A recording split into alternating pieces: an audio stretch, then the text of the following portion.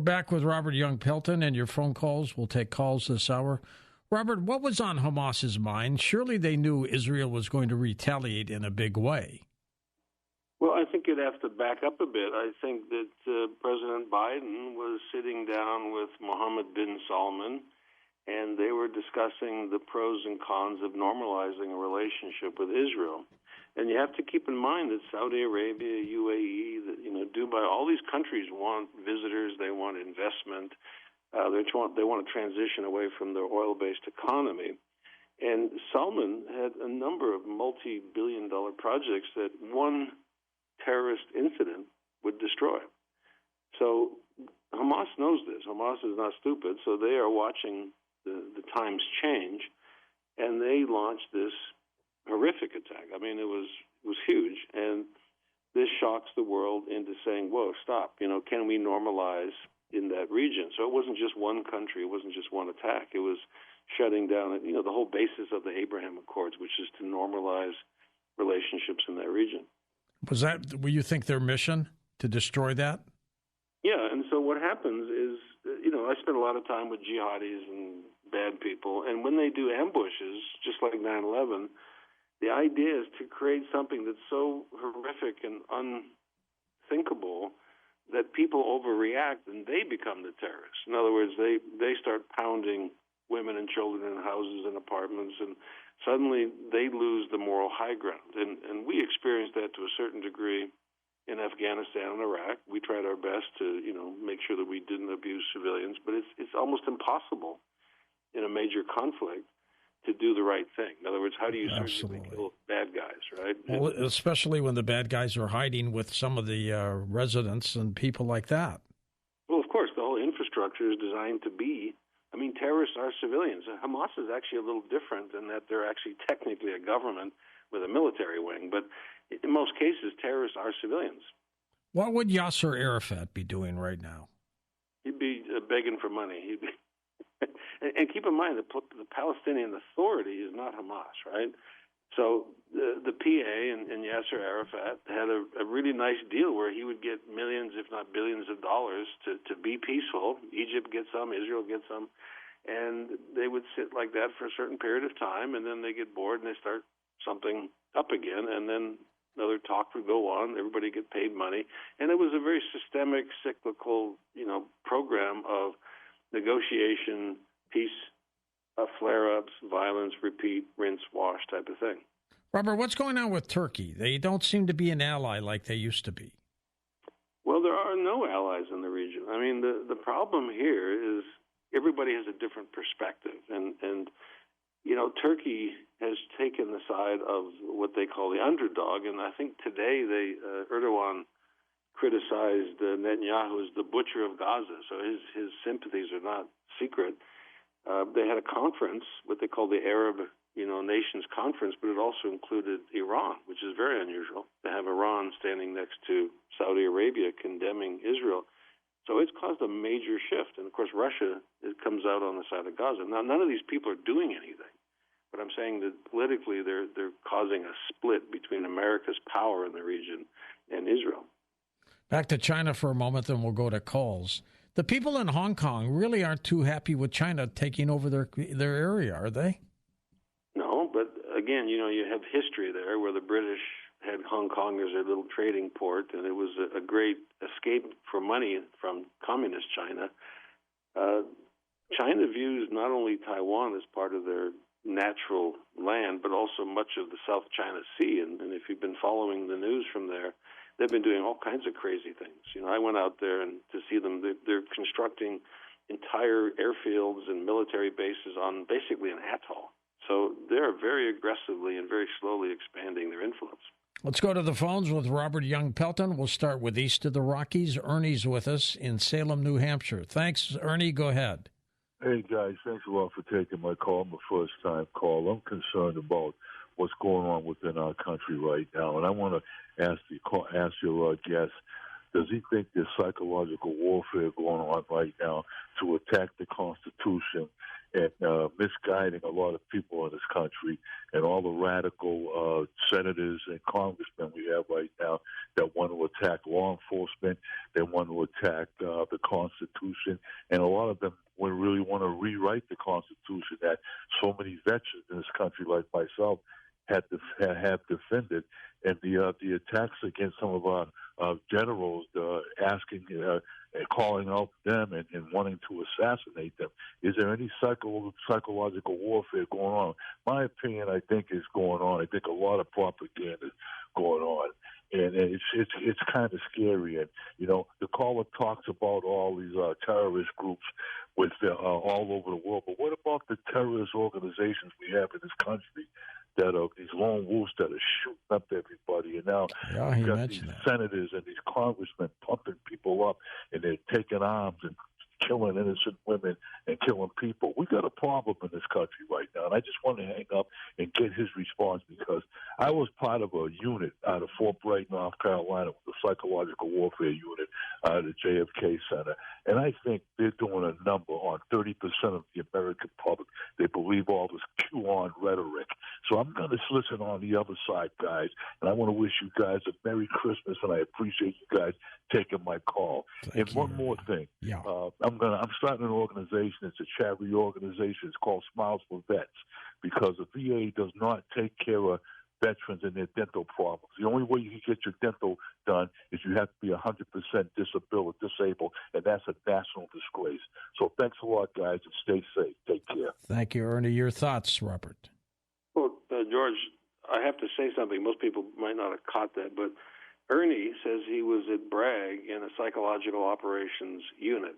And one of the things that I lecture people all the time is that warfare is not absolute. It's not like an on-off switch. It's sort of a slowly increasing pressure put on people.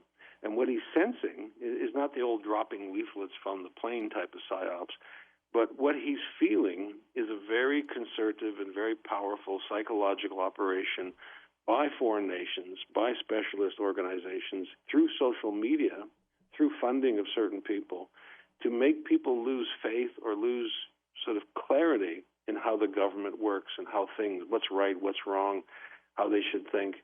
And most people don't realize when they go on social media, they live in a silo. If you believe in a certain thing or you follow a certain person or group, you tend to get more and more of that same information. So you are quite perturbed about the very aggressive information that's pumped into your head. If you stand back and you look at everything, you can say, okay, well, everything's equal, but at least 50% of what you see on things like Twitter are fictional. They're hyper, sort of hyper fake news. They get you upset, right? And that's how they get engagement. So this is what he's feeling, and this was actually a science taught in Special Forces. I taught at the JFK school. It's amazing. So his thoughts are point on, aren't they? Well, what I'm saying is he's having a hard time expressing something that's very real. When you log on to a social media account, you start hearing from people who are really upset. You start seeing news that's not real. It's like, so-and-so did this, and we got to get this guy out of office, and this guy's terrible, and this guy's corrupt. A lot of that stuff is energized by special interest groups. Not me and you, not because we're concerned, but because they're paid money to sit down there all day with fake personas and push things into your brain. And that's what makes you think that things aren't right, which is then the first step. And then the second step is I get angry at those people. And the third step is I start punching them or, using violence. And the final step is all-out warfare. Let's go to Leslie, first-time caller, San Antonio, Texas. Welcome to the program, Leslie. Thank you, George, and thank you for your service. Thank you, Robert, for what you're doing, too. I called because I think I have a special perspective on Iran, Iraq, and Afghanistan. I spent 3 years in Iran, 1966 through 69, from 11 years old to 13, and it was a very cosmopolitan place to live, very safe for me. I could go out the back of the officers' club and walk down to my friend's house, little kid with blonde hair, no problems. I went to Iraq and then Afghanistan in uniform. I worked with the Seabees in Iraq, and I saw what we did we were able to build bridges and fix hospitals and allow people to vote with the purple finger. I don't know if you saw that, Robert. Of course. In Afghanistan, yes, in Afghanistan, again, what you had mentioned earlier, that working in small groups, having tea with the locals and stuff like that was very successful for the Marines that we were with. I was in Camp Leatherneck. When the following group, I think it was 1 meth came on and 2 meth left, the airfield got bombed because that general refused to work the same way that the previous general had worked, in small groups, having tea with locals, discussing water problems, medical problems. It was very successful, and the same thread that went through Iran, Iraq, and Afghanistan was that back in the 60s, everything was really going strong. It may not have been perfect, but women were allowed to walk down the street without wearing chadors, or children could go to school, and that's what a lot of the people were looking forward toward with the United States there. Iran, when it fell, when Carter pulled the rug out from the Shah, I think Iran was the linchpin for the entire Middle East, and what we're seeing today is a result of those policies in the Carter administration. And I would like your opinion on that, Robert, please. Well, a lot of things you said are very, very appropriate and very true. The westernization of the Middle East in the 70s was, I don't know if you remember this, but people could hitchhike from London all the way to Australia through Iran, Afghanistan. I think it was called the hippie trail, right? There was no fear of being waylaid or robbed. And then suddenly in 79, everything just flipped. And terrorism became sort of a major concern in that entire region. And yes, I would say that the shift in government then created a lot of money that flowed into different regions, which then created counter money from intelligence agencies. We used to support Saddam. We used to send them tons and tons and tons of weapons. That's right. As a matter of fact, he fought the Iranians for us.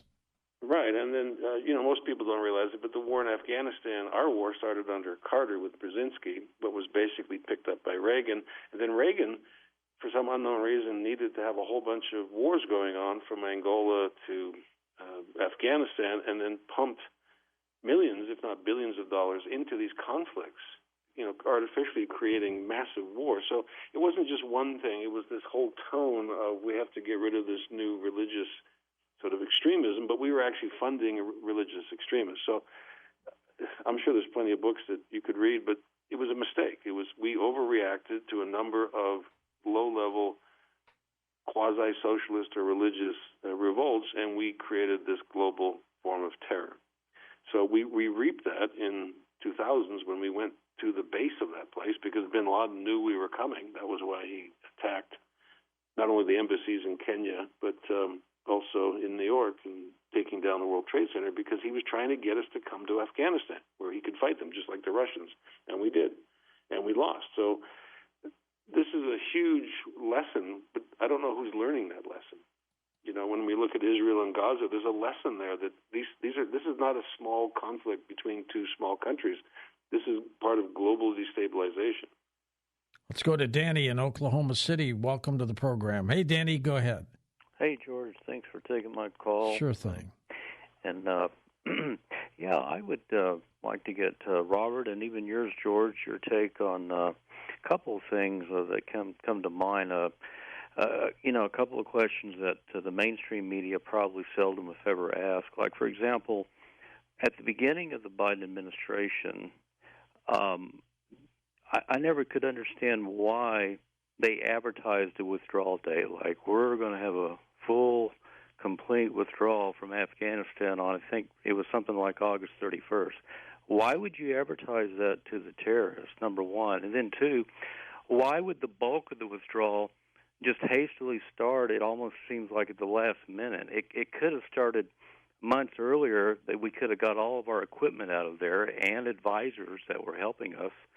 And then two, another question that they never seem to get around to asking, is in Afghanistan, or rather in Ukraine, back in 2015 when Joe Biden was then Obama's vice president, he, if you remember, famously said, and they never talk about it, he told the then Ukrainian leader in 2015, if you don't fire that prosecutor that's looking into the bereavement dealing, I'll have Obama to withhold U.S. aid that was already promised to that country. Why would Biden be even interested in that prosecutor in the first place getting fired? Do you know much about that part of the story, Robert? There's a lot of questions there, but I'll start with the first one. So if you remember back in 2020, that under the Trump administration, we relinquished control of Afghanistan to the Taliban, which wasn't even a government then. And then we began pulling out units, fighting units, support units that were integral to protecting bases and, our functioning over there. By the time Biden got into office, the military could not sustain operations there. And if you've been to Afghanistan, you've been to Bagram and all, these are huge, huge facilities, require thousands of people, and that didn't exist anymore. So there had to be a point at which we said, we're out of there. Now, I was involved in a lot of stuff with people who were stuck there, and we had made hundreds of thousands of friends. They'd fought with us side by side. They were translators, whatever. But those people were not given enough visas or enough time to get out of there, and the Taliban promised the Trump administration they would not retaliate against them, which was false. So it was a series of events that led to our withdrawal, and I don't blame Biden, and I don't necessarily blame Trump, because I've been there since the very beginning, and I watched it just dissolve. Somebody had to pull the pin. Somebody had to say, we're out of here. There's no happy, complete, clean time to leave a war. So that's the first thing. Second one, I don't know much about, domestic politics. I'm a war guy, so I spent most of my time overseas, and I don't really get into politics here. I just would like to explain what happened overseas. You still making knives, Robert? Yeah, DPX Gear, if you check that out, dpxgear.com, I make beautiful knives for soldiers and people that actually use them out in the field, and it's just a thing. I like beautiful things that last forever, but yeah. Robert, we've got about a minute before the break, and then we're going to come back. You still have your books still out available, License to Kill, The World's Most Dangerous Places, etc. They're still available? Raven, my only novel I wrote for my grandkids, Raven. It's about coming of age and surviving. If you go to Amazon, all my books are there. You can click and buy them. You can buy them used. I don't get any money, but you can do whatever you want. But my books are works of love. I'm a New York Times bestseller, but I also write books that I think are important, like Hunter Hammer in Heaven, about 3 different wars. So, they're a way I express things to people about my experiences in these conflicts. Where do you travel next? Probably back to Ukraine. Wars are getting bigger, and it takes a lot longer to get around. Like the Sahel, like Chad, it took me a long time just to get around the Sahara. Ukraine was huge. Gaza's tiny, but I actually have no interest in going to Gaza because there's restrictions on journalists, and there's plenty of journalists waiting to get in. But I think back to Ukraine. That's the big war for me. Did you ever meet Zelensky? No, I have not, and but I'm not that kind of guy. I usually out on the front lines. So. Yeah, you're right. You're with the troops. We're going to come back and take final calls with Robert Young Pelton in just a moment. And welcome back to Coast, our final segment with Robert Young Pelton as we talk about worldwide events. Robert's websites are linked up at coasttocoastam.com. Let's go back to the phones. Let's go to Ron in Michigan to get us started. Hey, Ronald, go ahead. Hello, George. Hello, Robert. Hi. Robert, I've heard this so many times that we should have followed Patton's law and attacked the Soviet Union after we defeated Germany. You forget. The Soviets held a million Japs at bay in Manchuria, waiting for us to defeat the Germans so they could attack the Japanese and finish them off. My father served 3 years in the Pacific fighting the Japanese. You think he was going to turn around and start fighting an ally who helped him defeat the Japanese, or the Americans in Europe who were fighting against the Nazis? They're going to turn and fight against their ally at that point. We did not learn to hate them yet. And it's absurd to listen to one mad general. And here's the problem, Robert. Our support for imperialism around the world after World War II got us into the position where we are at today, right here, right now. Your thoughts, Robert? Well, first of all, Patton didn't attack Russia or Soviet Union. He was angry that he could have been given more of a center stage. But at the end of the day, we spent a lot of time and money getting Eastern Europe back on its feet again. So it did cost us a lot of time and effort. It didn't cost us troops. And Soviet Russia was there for the taking, so they took it. And we shouldn't have let it. What kind of an ally was the Soviet Union at the time, Robert? Very poor, a lot of manpower, didn't really have a lot of fighting skills, very rudimentary equipment, and didn't quite know what to do about Hitler attacking them. And us becoming their ally didn't necessarily make us friends. I mean, if you read the books of the time, and again, this is all before my time, but Roosevelt didn't trust Stalin. Churchill didn't trust Stalin, but he was a necessary evil. And Stalin killed more people than some countries did in World War II. Killed more of his own people. How did he do that, by the way? Well, Stalin had I was in Chechnya. I heard these stories. He would take entire ethnic groups, put them on boxcars, and move them into a zone that had nothing to do with them, so that they wouldn't be a threat to him. It's a fascinating history of just how brutal Stalin was with his own people. So he was probably one of the masters of the pogrom, just taking entire ethnic groups and removing them so they wouldn't be a threat. Unbelievable. Eric, truck driving in Indiana. Go ahead, Eric. Hello, George. I got a question for you, but I want to talk about my country, 'tis of thee. I mean, with all the people coming in from the border, and I'm not trying to change things around, and we talk about worldwide. We're part of this world, so we need to talk about our country a little bit here, I think. And, with all the people coming in, and I ain't got nothing, I don't see nothing wrong with it as long as they learn our ways of doing things and stuff and our Constitution and that, because if we don't teach them to live like we do in our world, then when we die, who's going to preserve the Constitution? You know what I'm saying? Well, don't you think these immigrants, Robert, are coming here to live our way? No, I think they do what every migrant group does, is they assimilate to a certain degree, but they bring their own culture, their language, their food, the way their religions, whatever, and they shift the pattern of the country. I mean, at some point, I don't know the exact year, but it's coming up quick.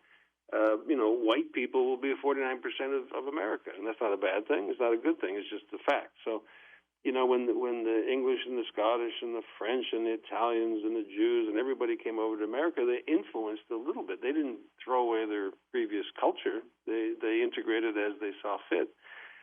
I will have to say, though, that the world is shifting faster in terms of migration. I mean, there's something like 70 million people that don't have homes that are on the move. So it's a big thing. When these wars happen, people move, and it's hard to stop them. If they want to get into a country, they'll get in there.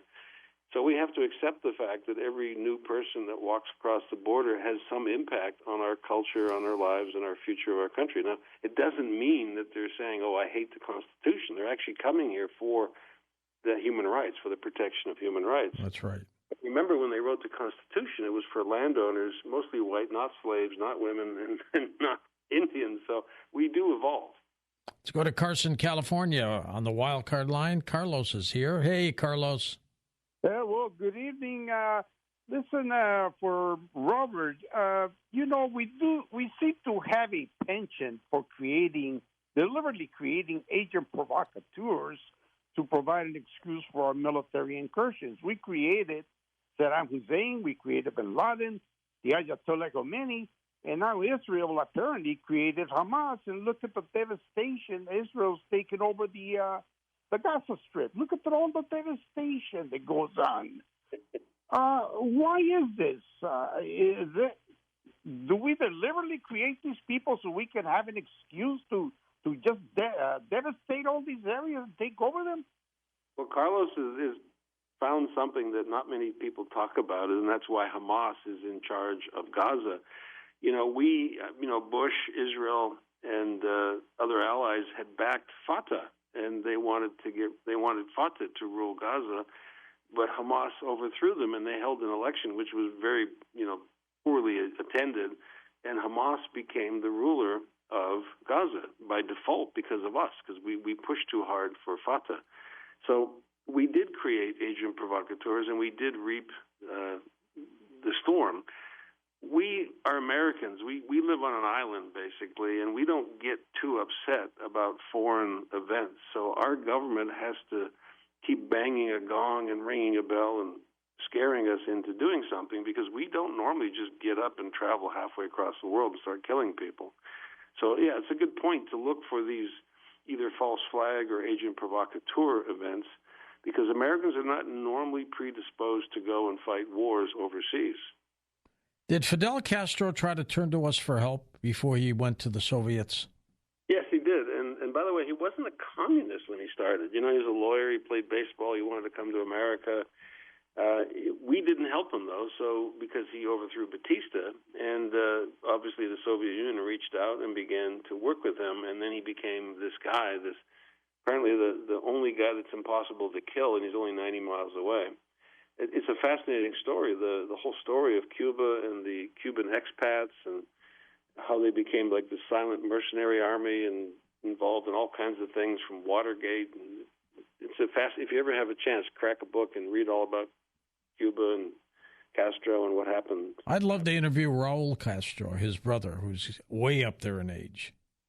Well, some of these guys were in my documentary, and some of the old CIA guys, right, that were trained to go down and attack Cuba. And one of the things that really stuck out was how they were betrayed by Kennedy and how his murder was facilitated by some Cuban expats. And he felt these people from Cuba that came here, escaped, felt very, very betrayed because of the Cuban Missile Crisis and Kennedy agreeing not to try to attack or invade Cuba. Didn't Ho Chi Minh from North Vietnam also try to turn to us for help in the beginning? No, we did. He was an ally of ours. And again, the specter of communism in the 80s was much different than in the 50s and 60s. So, Russia reached out to these developing nations, and we began to actually fight wars with them, starting in the 70s and 80s and actually, in the 60s. And that reshaped the world. Let's go to Brendan in Austin, Texas. Hey, Brendan, go ahead. Hello. Thank you, George, and thank you, Mr. Pelton. Sure. Thank you for your patience and coming and educating the public on these topics, because there's so much misinformation. So I'm sure it's like draining sometimes to have to hear all these different perspectives, and you have the knowledge, and it seems like nobody else does. It takes a lot of patience, and thank you, like I said. You were detailing a lot of different stuff, and all the callers before is a perfect segue, that the foreign interventionism and imperialism and the provocateurs that you were saying ended up subverting the Central America, and that's what led to the immigration crisis, was that we destabilized all these countries, and they can't stay there, so they have to come here. But anyways, that was just a summation of what they were saying. I wanted to talk about timesofisrael.com, October 8th, 2023, had an article named Netanyahu propped up Hamas, now it's blown up in our faces. That was the name of the article. India reported it. America also reported it. And like you guys were mentioning, we've supported and funded the Taliban, ISIS, and now Hamas. America also, this just came out in the news, has a quote-unquote secret base. I mean, we're talking about it right now, so it's not that secret, but 20 miles from Gaza that just got exposed on the news, where we have thousands of U.S. troops already there, and it cost $20 million, and the purpose of the base was to prevent an attack and to, give Israel information to prevent an attack. We knew before 9/11, before it happened, we knew about Pearl Harbor before it was going to happen. Gulf of Tonkin, we used that as an excuse. With Fort Sumter, Abraham Lincoln did the exact thing that the South said not to do that would cause an escalation of the war. And he did that. He moved the troops to Fort Sumter, and that's called crisis initiation. Patrick Clausen, representative of the White House, explained all of this at the Iran Policy Forum in Washington, D.C., September 21st, 2012. He explained how we use these events to escalate the war with people that don't want to fight with us. And part of the problem is that that's our money. That's American taxpayer money. Also, with the election that you were mentioning and other people have, that happened in 2006.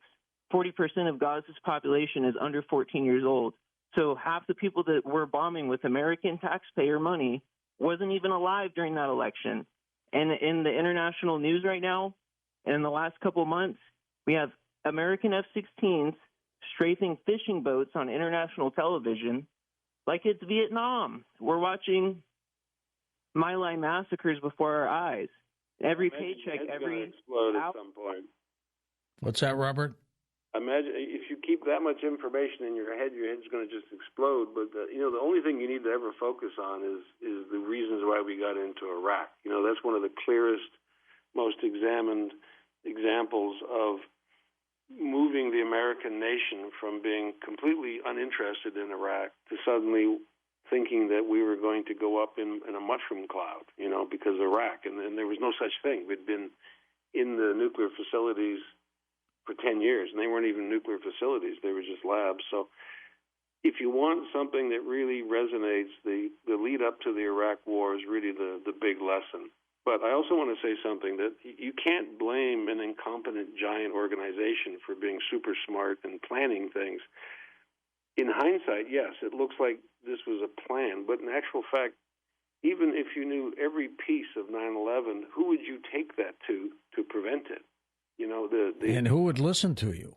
Well, one of my friends called out Hani Hanjour to the FBI, and he said, this guy is weird. He doesn't hang out at the mosque. He's just this guy, and he's trying to learn how to fly, and he doesn't want to land. And he went to the FBI and ratted them out, and he was an FBI informant. And the guy at the FBI said, no, we're looking for white internal insurgents. In other words, we're looking for extremists. We're not looking for blow that up. Muslims. Crazy times. Crazy. Exactly. So, I mean, it sounds simple looking backwards, but at the time, it's a lot of things going on at the same time. And in the Saddam Hussein's case, had he not gone into Kuwait, he'd still be around, wouldn't he? Well, okay, so another example of a perfect war was George Bush Sr. going in, devastating Saddam Hussein's army, completely wiping it out, and leaving, which then angered Americans, like, let's finish it, let's go all the way. But we got out of that war clean. And I forget how many casualties we had, but they were minimal, and we put a hurting on Saddam Hussein. So those two wars are worth looking at as the proper way to wage a punitive expedition and the improper way. Was Saddam Hussein tricked? Because apparently he went to April Gladsby and said, I've got to stop Kuwait. They're slant drilling. They're taking our oil. I got to stop them. And she basically said, we're not going to get involved in an Arab conflict. Right. And don't forget, historically, when you look at Iraq's borders and you look at Kuwait, you can have all kinds of historical beefs because he said they were slant drilling, et cetera, et cetera. He just wanted the income. And at the same time, when I was in Iraq, the Iraqis told me that they won that war. He said, we saw it on TV, that the Iraqis sat down with the Americans and the Americans surrendered and they left. And I thought... Amazing. Robert, stay in touch with us. I love your analysis, and you're a good guy for us. My pleasure, George. Robert Young Pelton, website linked up at coasttocoastam.com. Up next, saucers, tracing the origins of disc-shaped UFOs.